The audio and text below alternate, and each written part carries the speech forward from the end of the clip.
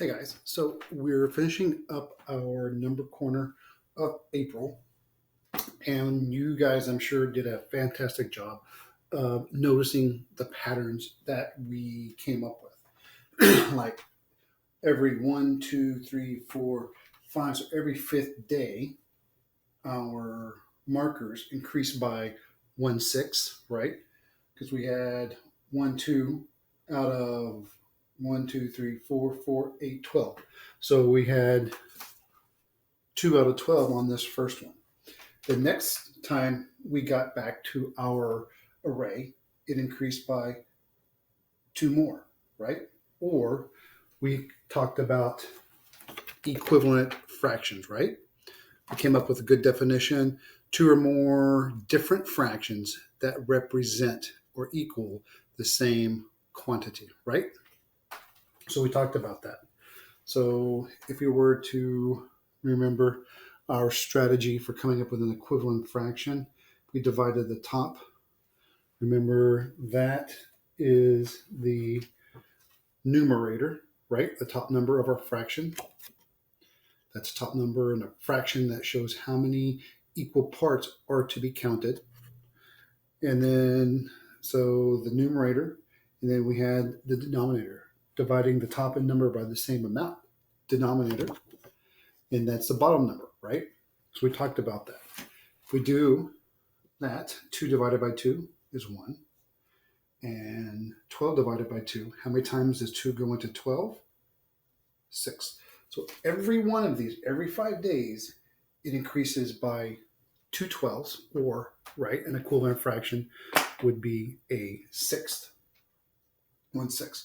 Our pizza, so every 5 ones, 1, 2, 3, 4, 5, it increased by one piece of pizza, which in this case is 1/6, right? Because we have total 1, 2, 3, 4, 5, 6.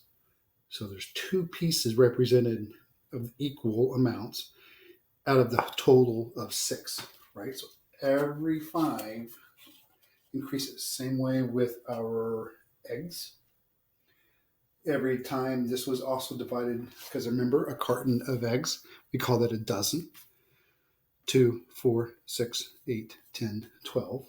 So every time that we increased or went to another carton of eggs, it increased by the same amount, 2 twelfths, or an equivalent fraction is 1/6.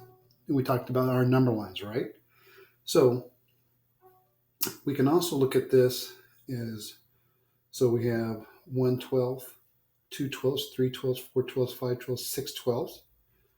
And then we have 7, 8, 9, 10, 11, 12, 12, right? So 2/12, remember, we talked about that being 1/6,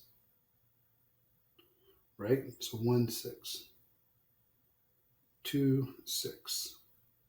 6/12 is also, we can label that an equivalent fraction. 3/6, 4/6, 5/6.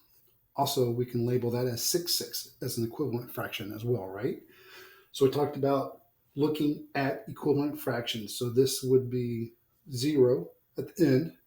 This one would be 1 at the other end. So 0 to 1. So we talked about equivalent fractions, showing them on a number line as well, right? So fantastic job of doing all of these. You guys did really, really good work. We found out our patterns. We noticed that every 5, so every time we got to the same marker, it increased by a 6, and in this case, 2 twelves. This one was also 2 twelves. Our clock face was in 12s. So every time that we went to a new marker, it increased by a sixth. Okay? Fantastic job looking at that. So remember, like I often say, a number line is your friend. You can divide this up equally into 12ths, is what I did here. This one is also divided into 6. 2 twelves equals 1/6. 2/6 is, we can also say that is 1/3. if we wanted to, but we were talking about 12s and 6s in this number corner. Okay, 3 6, 4 6, 5 6, 1 12, 2 12s, 3 12s, 4 12s, 5 12s, 6 12s, 7 12s, 8 12s, 9 12s, 10 12s, 11 12s, 12 12s. Okay, so we talked about equivalent fractions. Two or more different fractions that represent the same quantity, right? We talked about how the number on top, that is going to be the numerator, right? We're looking at a fraction. The top number in the fraction, that shows how many equal parts are to be counted that we're going to look at, right? And we talk about the denominator. That's the bottom number, right? That's the bottom number in the fraction that shows how many total parts is divided, all right? So fantastic job.